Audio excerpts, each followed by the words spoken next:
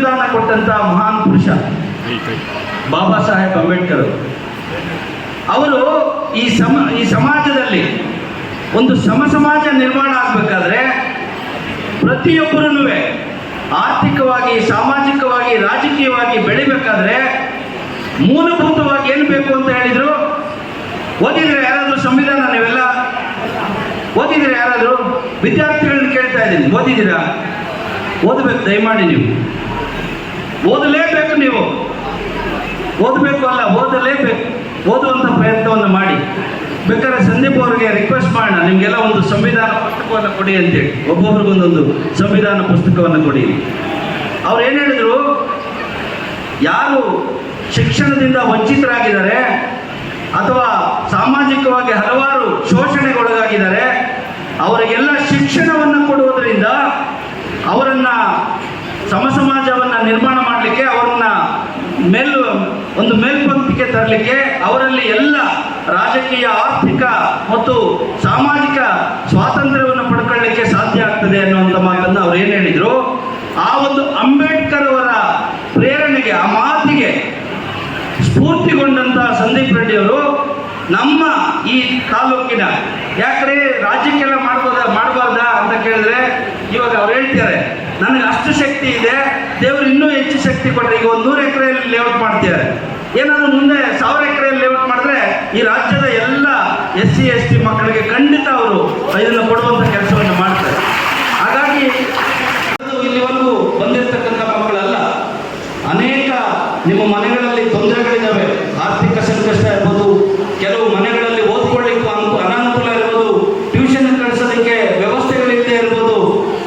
ಮತ್ತು ಎಲ್ಲರೂ ಸಮಾನವಾಗಿ ತಗೊಂಡು ಹೋಗ್ಬೇಕು, ಮಕ್ಕಳಿಗೆ ಒಳ್ಳೆಯ ವಿದ್ಯಾಭ್ಯಾಸ ಕೊಡಿಸ್ಬೇಕು, ಎಲ್ಲರೂ ಚೆನ್ನಾಗಿರ್ಬೇಕು ಅನ್ನೋ ಒಂದು ಮನಸ್ಸನ್ನ ಇಟ್ಕೊಂಡು ಯುದ್ಧಕ್ಕೆ ನಿಂತಿದ್ದಾರೆ. ಅದಕ್ಕೆ ನಮ್ಮ ಸೈನಿಕ ಅಣ್ಣ ತಮ್ಮಂದರು ಸಾಥ್ ಕೊಡ್ತಾ ಇದ್ದಾರೆ. ಸೋಲ್ಜರ್ಸ್ ಅಂತ ಹೇಳ್ತೀವಿ ಇವನ್ನೆಲ್ಲ. ನಮ್ಮ ತಮ್ಮನ ಜೊತೆ ಇರೋ ಮಕ್ಕಳೆಲ್ಲ ಸೋಲ್ಜರ್ಸ್ ಆಗಿ ಇವತ್ತು ಯುದ್ಧಕ್ಕೆ ನಿಂತಿದ್ದಾರೆ. ಆ ಮನಸ್ಸು ಎಲ್ರಿಗೂ ಬರಲ್ಲ. ನಮ್ಮ ಸಂದೀಪ್ ರೆಡ್ಡಿ ಅವರ ತಂದೆ ತಾಯಿಯನ್ನ ಇವಾಗ ನಾನು ನೆನೆಸ್ಕೊಳ್ಳಿಕ್ಕೆ ಇಷ್ಟ ಬೀಳ್ತೀನಿ. ಆ ತಂದೆ ತಾಯಿಗಳ ಪಾದಗಳಿಗೆ ನಮಿಸುತ್ತಾ ಅವರಿಗೆ ಧನ್ಯವಾದಗಳನ್ನ ತಿಳಿಸ್ತೀನಿ. ಯಾಕೆಂದ್ರೆ ಪ್ರತಿಯೊಬ್ಬರು ಅನ್ಕೊಳ್ಳೋದೇನಂದ್ರೆ ನನ್ನ ಮಗ, ನನ್ನ ಮಗಳು ಚೆನ್ನಾಗಿರ್ಬೇಕು, ಕೂಡಿರ್ಬೇಕು ಅಂತೇಳಿ ಅನ್ಕೊಳ್ಳೋ ಈ ಸಮಾಜದಲ್ಲಿ ನನಗೆ 10 ರೂಪಾಯಿ ಬಂದ್ರೆ ನನ್ನ ಸಂಸಾರಕ್ಕೆ ಒಂದು 4 ರೂಪಾಯಿ ಇಟ್ಕೊಂಡು 6 ರೂಪಾಯಿ ದಾನ ಮಾಡೋಣ, ದಾನ ಅನ್ನೋದಕ್ಕಿಂತ ಸೇವೆ ಮಾಡೋಣ ಅನ್ನೋ ಮನೋಭಾವ ಇರೋರು ಬಹಳ ಕಡಿಮೆ ಇದ್ದಾರೆ. ಯಾರಾದರೂ ಒಂದು ಕಾರ್ಯಕ್ರಮಕ್ಕೆ ಬಂದರೆ ನನಗೇನು ಆದಾಯ ಇದರಿಂದ, ನನಗೆ ಸರಿಯಾಗಿ ಸನ್ಮಾನ ಮಾಡಲಿಲ್ಲ, ನನ್ನನ್ನು ಹೊಗಳಿಲ್ಲ, ಈ ರೀತಿ ಹೇಳೋ ಜನಗಳ ಮಧ್ಯದಲ್ಲಿ ನೀವೇನು ಮಾಡಬೇಡಿ, ನಾನು ಇದ್ದೀನಿ ಅಂತ ಹೇಳೋ ಸಂದೀಪ್ ರೆಡ್ಡಿ ನನ್ನ ತಮ್ಮ. ನಾನು ಅವರ ಜೊತೆ ಇರೋದಕ್ಕೆ, ಅವರು ನನ್ನನ್ನು ಅಕ್ಕ ಅಂತ ಕರೆಯೋದಕ್ಕೆ ನಾನು ನಿಜವಾಗ್ಲೂ ಬಹಳ ಸಂತೋಷ ಪಡ್ತೀನಿ. ಒಂದು ಮನೆಯಲ್ಲಿ 2 ಮಕ್ಕಳಿದ್ರೆ ತಂದೆ ತಾಯಿಗೆ ಫೀಸ್ ಕಟ್ಟಿ ಓದಿಸೋದು ಕಷ್ಟ ಈ ಕಾಲದಲ್ಲಿ. ಯಾಕೆಂದ್ರೆ ಆ ರೀತಿ ಇದೆ ಇವಾಗ. ಅಂಥದ್ರಲ್ಲಿ 800-900 ಜನ ಮಕ್ಕಳನ್ನ ಅವರು ಗುರುತಿಸಿ ಅವ್ರದೇ ಆದ ರೀತಿಯಲ್ಲಿ ಅದೆಷ್ಟೇ ಆಗಿರ್ಬೋದು ಪ್ರೋತ್ಸಾಹ ಕೊಡ್ಲಿಕ್ಕೆ ನಿಮ್ಗೆ ಇವತ್ತೊಂದು ಧನವನ್ನ ಕೊಡ್ತಾ ಇದ್ದಾರೆ ಅಂತ ಹೇಳಿದ್ರೆ ದಯವಿಟ್ಟು ಅದಕ್ಕೆ ಯಾರು ಬೆಲೆ ಕಟ್ಟಲಿಕ್ಕೆ ಆಗಲ್ಲ. ನಿಮಗೆ ಇದರಿಂದ ನಿಮ್ಗೆ ಏನು ಅರ್ಥ ಮಾಡ್ಕೋಬೇಕಂದ್ರೆ, ನಾನು ಒಳ್ಳೆ ದಾರಿಯಲ್ಲಿ ಹೋಗ್ತಾ ಇದ್ರೆ, ಉತ್ತಮವಾದ ವಿದ್ಯಾಭ್ಯಾಸ ಮಾಡಿದ್ರೆ ನನಗೆ ಸಪೋರ್ಟ್ ಮಾಡೋರು ಸಹ ಇದ್ದಾರೆ, ನಮ್ಮನ್ನ ಮುಂದೆ ತಗೊಂಡೋಗೋರು ಸಹಿತ ಇದ್ದಾರೆ ಅನ್ನೋದನ್ನ ನೀವು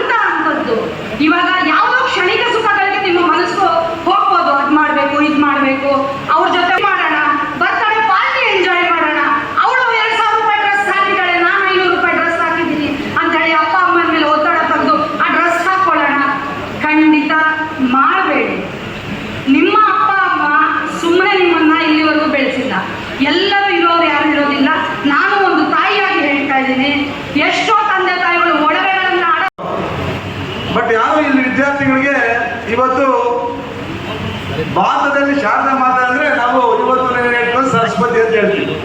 ನಿಜ ಇರ್ಬೋದು, ಅದ್ರ ಬಗ್ಗೆ ನಾನು ಮಾತಾಡಕ್ ಹೋಗಲ್ಲ. ಆದರೆ ಈ ದೇಶದಲ್ಲಿ ಬ್ರಾಹ್ಮಣಶಾಹಿ ವ್ಯವಸ್ಥೆ ಶೂದ್ರರಿಗೆ ವಿದ್ಯೆಯನ್ನು ನಿರಾಕರಿಸಿದಂಥ ಸಂದರ್ಭದಲ್ಲಿ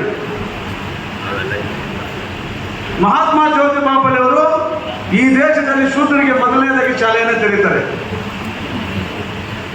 ಆಗ ಬ್ರಾಹ್ಮಣರು ಟೀಚರ್ಗೆ ಮಕ್ಕಳಿಗೆ ಪಾಠ ಹೇಳ್ಕೊಡಕ್ಕೆ ನಿರಾಕರಿಸಿದ ಸಂದರ್ಭದಲ್ಲಿ ತನ್ನ ಹೆಂಡತಿಯಾದಂಥ ಸಾವಿತ್ರಿಬಾಯಿ ಫುಲೆ ಅವ್ರನ್ನ ಟೀಚರ್ ಆಗಿ ನಿರ್ವಹಿಸ್ತಾರೆ.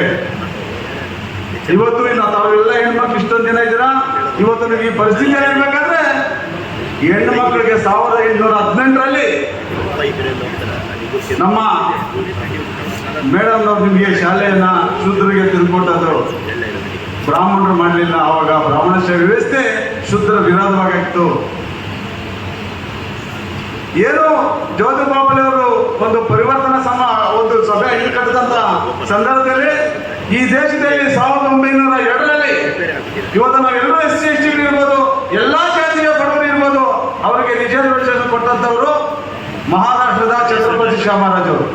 ನಮ್ಗೆ ಇದೆಲ್ಲ ಗೊತ್ತಿರ್ಬೇಕು. ಯಾಕಂದ್ರೆ ಇತಿಹಾಸ ಬಾಬಾ ಸಾಹೇಬ್ ಅಂಬೇಡ್ಕರ್ ಒಂದ್ ಕಡೆ ಹೇಳ್ತಾರೆ, ಇತಿಹಾಸ ಗೊತ್ತಿಲ್ಲದವರು ಇತಿಹಾಸ ಸೃಷ್ಟಿ ಮಾಡಕ್ ಆಗೋದಿಲ್ಲ ಅಂತ.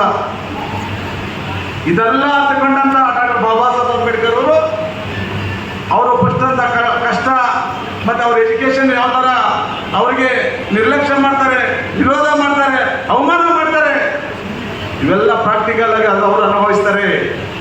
ಮತ್ತೆ ಹಳ್ಳಿಯಲ್ಲಿ ಏನು ಈ ಜಾತಿ ವ್ಯವಸ್ಥೆ ಶೂದ್ರರು ಅಂತ ಏನು ವ್ಯವಸ್ಥೆ ಇತ್ತು ಅದರ ವಿರುದ್ಧ ಹೋರಾಟ ಮಾಡ್ತಾರೆ. ಇವತ್ತು ನಾವೆಲ್ಲ ಕೂತ್ಕೊಳ್ಳೋದಕ್ಕೆ ಡಾಕ್ಟರ್ ಬಾಬಾ ಸಾಹೇಬ್ ಅಂಬೇಡ್ಕರ್ ಅವರು ಸಂವಿಧಾನದಲ್ಲಿ ನಮಗೆ ಒಂದು ವ್ಯವಸ್ಥೆಯನ್ನ ಮಾಡಿಕೊಟ್ಟಿರೋದನ್ನ ನಾವೆಲ್ಲರೂ ಇವತ್ತು ತಿಳ್ಕೊಂಡಿದ್ದೀವಿ. ವೇದಿಕೆ ಮೇಲೆ ಎಲ್ಲ ಇರೋರು ಇವತ್ತು ಅಂಬೇಡ್ಕರ್ ಸಂವಿಧಾನದಲ್ಲಿ ಕೆಲಸ ಮಾಡ್ತಾ ಇದ್ದಾರೆ. ಆ ಮಕ್ಕಳಿಗೆ ಫೀಸ್ ಕಟ್ಟತಕ್ಕಂಥ ಕೆಲಸ ಮಾಡಿಕೊಂಡು ಅವ್ರಿಗೆ ಶಿಕ್ಷಣವನ್ನು ಕೊಡಿಸ್ತಕ್ಕಂಥ ಕೆಲಸ ಮಾಡ್ತಾ ಇದ್ದೀವಿ. ಬಹಳ ಶ್ರೇಷ್ಠವಾಗಿರ್ತಕ್ಕಂಥ ಬ್ರಾಹ್ಮಣ ಸಮುದಾಯ ಅವರೆಲ್ಲರೂ ಕೂಡ ಅವ್ರೇನು ಮಾಡ್ತಾರೆ ಅಂದ್ರೆ ಅವನ್ನ ಹೀಯಾಳಿಸಿ ಅವರನ್ನು ದೂರ ಇಡ್ತಕ್ಕಂಥ ಒಂದು ಪ್ರಯತ್ನ ಮಾಡ್ತಾರೆ. ಅವರೊಂದು ಮಾತಾಡ್ತಾ ಇದ್ರು, ನಾವು ಯಾರಿಗಾದ್ರೆ ಶಿಕ್ಷಣವನ್ನು ಕೊಡಬಾರದು, ಯಾರಿಗೆ ಶಿಕ್ಷಣವೇ ಗೊತ್ತಾಗಬಾರ್ದು ಅಂತಕ್ಕಂಥದ್ದು ಅನ್ಕೊಂಡಿದ್ವೋ ಅವರಿಗೆ ನೀವು ಶಿಕ್ಷಣವನ್ನು ಕೊಡೋಕ್ಕೆ ಪ್ರಯತ್ನ ಮಾಡ್ತಾ ಇದ್ದೀರಿ. ಇದು ನಿಜವಾದ ಅಂಬೇಡ್ಕರ್ ಅವರು ಒಂದು ಮಾತು ಹೇಳ್ತಾರೆ, ಹಳ್ಳಿಗಳಲ್ಲಿ ದೇವಸ್ಥಾನಗಳು ಕಟ್ಟಿದ್ರೆ ಆ ದೇವಸ್ಥಾನಗಳ ಮುಂದೆ ಭಿಕ್ಷುಕರು ಹುಟ್ಟುತ್ತಾರೆ, ಅದೇ ಗ್ರಂಥಾಲಯಗಳು ಕೆಟ್ಟರೆ ಪದವೀಧರರು IAS IPS ಆಗೋರು ಹುಟ್ಟುತ್ತಾರೆ ಅಂತ. ಆ ಕೆಲಸ ಮಾನ್ಯ ಸಂದೀಪ್ ರೆಡ್ಡಿ ಅವರು ಮಾಡ್ತಾ ಇದ್ದಾರೆ ಅಂತ ಹೇಳ್ಬಿಟ್ಟು ನನ್ನ ಅನಿಸಿಕೆ. ಗ್ರಂಥಾಲಯಗಳಿಗೆ ಕಟ್ಟೋದು ಅಂತ ಹೇಳಿದ್ರೆ ನಿಮ್ಮಂಥವರನ್ನ ಉನ್ನತ ಮಟ್ಟಕ್ಕೆ ತಗೊಂಡು ಹೋಗೋದು ಅಂತ. ಬಾಬಾ ಸಾಹೇಬ್ ಅಂಬೇಡ್ಕರ್ ಅವರು ಭಾರತ ದೇಶದಲ್ಲಿ ಯಾರು ಓದದೇ ಇರತಕ್ಕಂಥ ಓದಿರ್ತಕ್ಕಂಥ ವ್ಯಕ್ತಿ. ಬಹುಶಃ ಅವರು ತಗೊಂಡಿರ್ತಕ್ಕಂಥ ಡಿಗ್ರಿಗಳು ಈ ಭೂಮಿ ಮೇಲೆ ಯಾರು ತಗೊಂಡಿಲ್ಲ. 32 ಡಿಗ್ರಿಗಳನ್ನು ಪಡೆದಿರ್ತಕ್ಕಂಥ ಏಕೈಕ ವ್ಯಕ್ತಿ ಯಾರಾದ್ರೂ ಇದ್ರೆ ಅದು ಬಾಬಾ ಸಾಹೇಬ್ ಅಂಬೇಡ್ಕರ್ ಅವರು. ಭಾರತ ಓದಿರ್ತಕ್ಕಂಥ ವ್ಯಕ್ತಿ ಯಾರಾದ್ರೂ ಇದ್ರೆ ಅದು ಬಾಬಾ ಸಾಹೇಬ್ ಅಂಬೇಡ್ಕರ್ ಅವರು. ಅಂದು 1956 ಡಿಸೆಂಬರ್ 5ನೇ ತಾರೀಕು ಬಾಬಾ ಸಾಹೇಬ್ ಅಂಬೇಡ್ಕರ್ ಅವರು ತನ್ನ ಗ್ರಂಥಾಲಯದಲ್ಲಿ ಕುತ್ಕೊಂಡು ಪುಸ್ತಕವನ್ನು ಓದುತ್ತಾ ಮರಣ ಹೊಂದುತ್ತಾರೆ. ಬಾಬಾ ಸಾಹೇಬ್ ಅಂಬೇಡ್ಕರ್ ಅವರು ಮರಣ ಹೊಂದಿದ ದಿನ ಡಿಸೆಂಬರ್ 6, 1956ರಂದು ಸರ್ಕಾರದವರು ಅವರ ಗ್ರಂಥಾಲಯದಲ್ಲಿರ್ತಕ್ಕಂಥ ಪುಸ್ತಕಗಳನ್ನ ಎಣಿಕೆ ಮಾಡಿದ್ರೆ 50,000 ಪುಸ್ತಕಗಳು ಬಾಬಾ ಸಾಹೇಬ್ ಅಂಬೇಡ್ಕರ್ ಅವರ ಗ್ರಂಥಾಲಯದಲ್ಲಿದ್ದಾರೆ. ಎಂಥ ವಿದ್ವಾಂಸರು, ಅವರನ್ನ ನೀವೆಲ್ಲರೂ ಆದರ್ಶವಾಗಿ ತಗೋಬೇಕು. 23 ವರ್ಷಕ್ಕೆ ಗಲ್ಲಿಗೆ ಏರಿಸಿದ್ರು ಅಂತ. ಭಗತ್ ಸಿಂಗ್, ರಾಜ್ಗುರು ಮತ್ತೆ ಸುಖದೇವ್ ಅವರಿಗೆ ಗಲ್ಲು ಶಿಕ್ಷೆ ನಿರ್ಣಯ ಆಗುತ್ತೆ. ದುಂಡು ಮೇಜಿನ ಸಭೆ ನಡೀತಾ ಇರುವಾಗ ಒಬ್ರು ಮುಖಂಡರೇ ಹೇಳ್ತಾರೆ ಬ್ರಿಟಿಷ್ ಅಧಿಕಾರಿಗಳಿಗೆ, ಭಗತ್ ಸಿಂಗನ್ನ ಒಂದು ಸ್ವಲ್ಪ ಬೇಗ ಗಲ್ಲಿಗೆ ಹಾಕ್ಬಿಡಿ, ಯಾಕಂದ್ರೆ ಈ ಸಭೆಗೆ ತೊಂದರೆ ಆಗಬಾರ್ದು ಅಂತ. ಭಗತ್ ಸಿಂಗಿಗೆ ಗಲ್ಲು ಶಿಕ್ಷೆ ಘೋಷಣೆ ಆದ ಮೇಲೆ ಒಂದು ಆಸೆ ಇತ್ತು, ನಾನು ಸಾಯುವುದರ ಒಳಗಾಗಿ ಲೆನಿನ್ ಜೀವನ ಚರಿತ್ರೆಯನ್ನ ಓದಿ ಸಾಯ್ಬೇಕು ಅಂತ. ಇನ್ನೊಂದು 4-5 ದಿನ ಅವಕಾಶ ಇದೆ, 4-5 ದಿನದೊಳಗೆ ಆ ಪುಸ್ತಕ ಓದಬೇಕು ಅಂತ ಇಡೀ ರಾತ್ರಿ ಓದಿದ್ದ.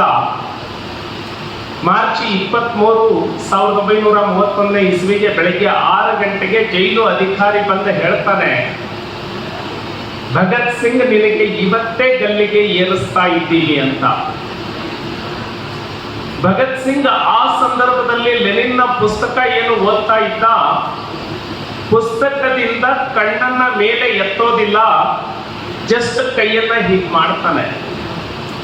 ಅದರ ಉದ್ದೇಶ ಏನು ಅಂದ್ರೆ, ಇದೊಂದು ಪೇಜ್ ಓದಿ ಮುಗಿಸ್ತೀನಿ, ಅಲ್ಲಿಯವರೆಗೆ ನನಗೆ ಅವಕಾಶ ಕೊಡುವಂತ. ಆ ಮನುಷ್ಯನಿಗೆ ಇನ್ನು ಸ್ವಲ್ಪ ದಿನದಲ್ಲಿ ನನಗೆ ಗಲ್ಲಿಗೆ ಹಾಕೋರಿದ್ದಾರೆ ಅಂತ ಗೊತ್ತಿದ್ದರೂ ಕೂಡ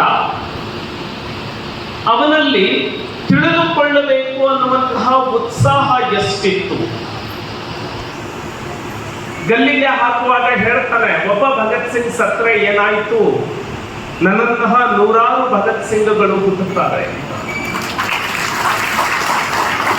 ದೇವನೂರು ಮಹದೇವ ಅವರು ಒಂದು ಮಾತನ್ನ ಹೇಳ್ತಾರೆ, ಭೂಮಿಗೆ ಬಿದ್ದ ಬೀಜ, ಎದೆಗೆ ಬಿದ್ದ ಅಕ್ಷರ ಇಂದಲ್ಲ ನಾಳೆ ಫಲವನ್ನು ಕೊಟ್ಟೇ ಕೊಡುತ್ತದೆ ಅಂತ.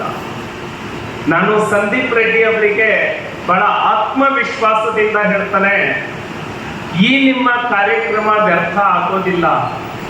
ಇವತ್ತು ನೀವು ಬಿಟ್ಟಿದಂತಹ ಬೀಜ, ಇವತ್ತು ನೀವು ಬಿತ್ತಿದಂತಹ ಬೀಜ ಖಂಡಿತವಾಗಿಯೂ ಕೂಡ ನಾಳೆ ಫಲವನ್ನ ಕೊಟ್ಟೆ ಕೊಡುತ್ತೆ. ಯಾಕೆ ಅಂದ್ರೆ ಇವತ್ತು ಸಂದೀಪ್ ರೆಡ್ಡಿ ಅವರು ಸಾವಿರಾರು ವಿದ್ಯಾರ್ಥಿಗಳಿಗೆ ಭವಿಷ್ಯಕ್ಕಾಗಿ ನೀವು ಮುಂದೆ ಹೋಗಬೇಕು ಅಂತ ಏನು ನಿಂತಿದ್ದಾರೆ, ನನಗೆ ವಿಶ್ವಾಸ ಇದೆ ಈ ವಿದ್ಯಾರ್ಥಿಗಳು ಮುಂದಿನ 10, 15, 20 ವರ್ಷಗಳ ಒಳಗೆ ಇಂತಹ ವಿದ್ಯಾರ್ಥಿಗಳು ಇವತ್ತೇನು ಇಲ್ಲಿ ಕೂತಿದ್ದಾರೆ, ಮುಂದಿನ ದಿನದಲ್ಲಿ ಈ ತರದ ಕಾರ್ಯಕ್ರಮವನ್ನ ಕನಿಷ್ಠ ನೀವು ಒಂದು 10, 100 ಮಾಡ್ತೀರಿ ಅನ್ನೋ ವಿಶ್ವಾಸ.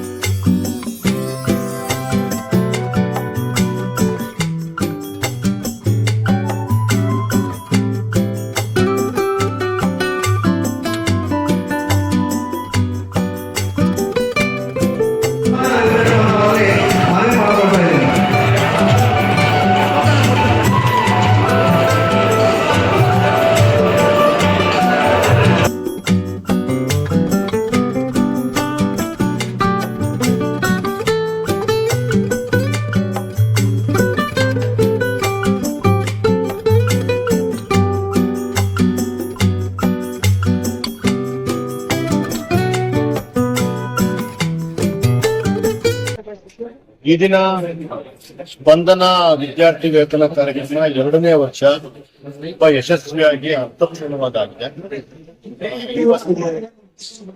SLC ಮತ್ತು PUC ಸುಮಾರು 700 ಜನ ಮಕ್ಕಳು ಇಲ್ಲಿ ಸ್ಕಾಲರ್ಶಿಪ್ಗೆ ಅರ್ಹರಾಗಿತ್ತು. ಅಂತವ್ರೆಲ್ಲರಿಗೂ ಸಹ ಇವತ್ತು ಸ್ಕಾಲರ್ಶಿಪ್ ಕೊಡುವಂತ ಕೆಲಸ ಆಗಿದೆ. 60% ಬಂದಿದ್ದಂತಹ ಮಕ್ಕಳಿಗೆ ಮಾರ್ಕ್ಸ್ ತೆಗೆದಿದ್ದಂತಹ ಮಕ್ಕಳಿಗೆ 5,000 ಮತ್ತು 90% ಹೆಚ್ಚಾಗಿ ತೆಗೆದಂತಹ 10,000 ರೂಪಾಯಿಗಳನ್ನು ಎಲ್ಲ ಮಕ್ಕಳು, ಪೋಷಕರು ಎಲ್ಲರೂ ಬಂದು ಇದರಲ್ಲಿ ತುಂಬಾ ಹೆಮ್ಮೆಯಿಂದ, ತುಂಬಾ ಖುಷಿಯಿಂದ ಪಾಲ್ಗೊಂಡ್ರು. ಮುಖ್ಯ ಅತಿಥಿಗಳಾಗಿ ಭಾಗವಹಿಸಿದ್ದ ಮಾಜಿ ಶಾಸಕರು ರಾಜೀವಣ್ಣ ಅವರು ತುಂಬಾ ಮಕ್ಕಳಿಗೆ ಏನು ಒಂದು ಅರ್ಥಪೂರ್ಣವಾದಂತಹ ಮಾತುಗಳನ್ನು ಹೇಳಿ ಅವರ ಮುಂದಿನ ಭವಿಷ್ಯ ಹೇಗೆ ರೂಪುಗೊಳ್ಳಬೇಕು, ಅವರ ವಿಶ್ವಾಸ ಹೇಗೆ ಇಮ್ಮಡಿಗೊಳ್ಳಬೇಕು ಅನ್ನೋ ನಿಟ್ಟಿನಲ್ಲಿ ಅವರು ಸಹ. ಅದರ ಜೊತೆಗೆ ತುಂಬಾ ಜನ ನನ್ನ ಭಾಗದ ನಾಯಕರು ಎಲ್ಲರೂ ಸೇರಿ ಮಕ್ಕಳ ಜೊತೆ ನಾವೆಲ್ಲ ಇದ್ದೀವಿ ಅನ್ನೋದನ್ನ ಸಾಂಕೇತಿಕವಾಗಿ ತೋರಿಸ್ಕೊಟ್ರು. ನಿಜಕ್ಕೂ ಒಂದು ಅರ್ಥಪೂರ್ಣವಾದ ಕಾರ್ಯಕ್ರಮವನ್ನ ಇವತ್ತು ಮಾಡಿದೀವಿ ಅನ್ನೋ ಸಂತೃಪ್ತಿ ನನ್ನ ಮನದಲ್ಲಿ